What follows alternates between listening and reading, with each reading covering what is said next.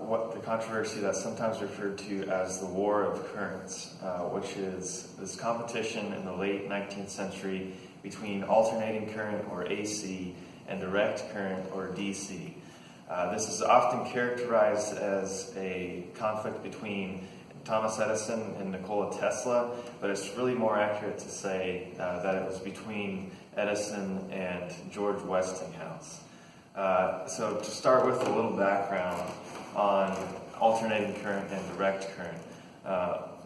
Direct current is a little easier to understand. It's pushing electricity through a wire in a steady flow, like a river of electrons just flowing from point A to point B through the wire. So that's the kind of current that you get through from a battery. And to generate direct current, basically you have this rotator spinning inside the magnetic field, and it's building up static electricity on these plates. So this is the side view of the rotator. And these plates would then rub against brushes, which releases the static electricity and sends it to the wire, giving a steady flow when you get a fast enough rotation.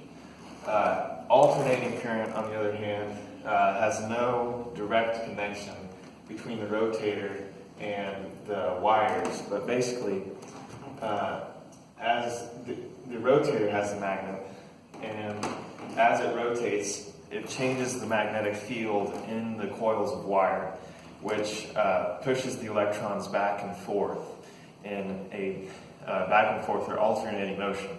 Hence, you get the term alternating current. So,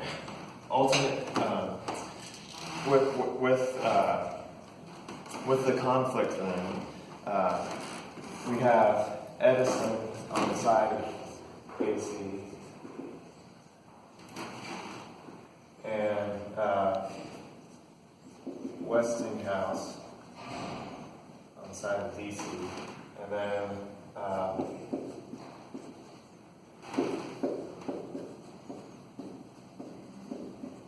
so Edison made the first move. All right, he had a little bit of a head start with electricity.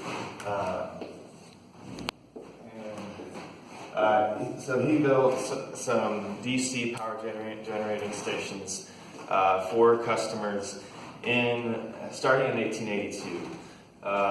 And Westinghouse, meanwhile, was developing alternating current, which was a lot harder to produce, but it could transmit power efficiently for much greater distances than DC could. So Westinghouse then starts building AC stations in about 1885. And pretty soon, he's become a major competitor for Edison for bringing power to America. And as you can imagine, whoever's system turns out to be better stands to earn a lot of money. So things got ugly pretty quickly. Edison,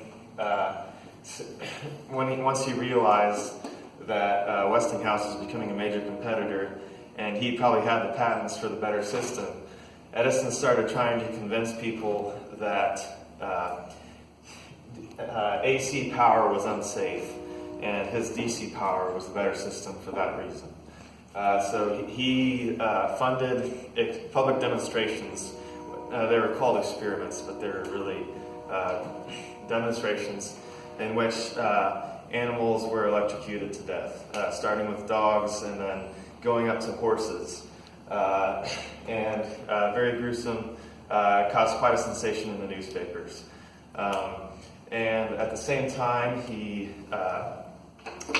started a campaign within the New York State Legislature to use one of Westinghouse's AC generators to power the first electric chairs for execution of criminals, because they were looking for alternatives to hanging. And so Westinghouse hired a really good lawyer to defend the guy that was scheduled to be executed by his machine, because he didn't want his machine to be associated with death. That would be bad PR. And Edison ended up winning that battle. The electric chair was used in 1890, but Westinghouse continued installing AC systems. Edison continued having these demonstrations in which animals were killed, and it really wasn't settled in the minds of the public, although the practical advantages of AC meant that Edison failed to kill it. So then it really came down to two major projects or contracts. One was the Chicago World's Fair and providing the electrical display for that. So the World's Fair, they're bringing together all the newest technology to show it off, and so they needed a big electrical light display. And Westinghouse ended up betting that saying that he could do the project for half the cost that Edison could. So he built that AC light. He got the contract for that. And yeah, a little bit about Tesla. So Tesla was he was the one that invented the AC power system, but he lacked the patience to really develop his inventions into practical working things.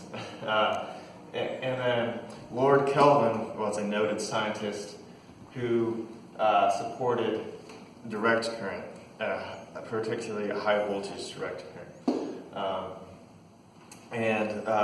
So there's also another contract, and that was the hydroelectric plant at Niagara Falls.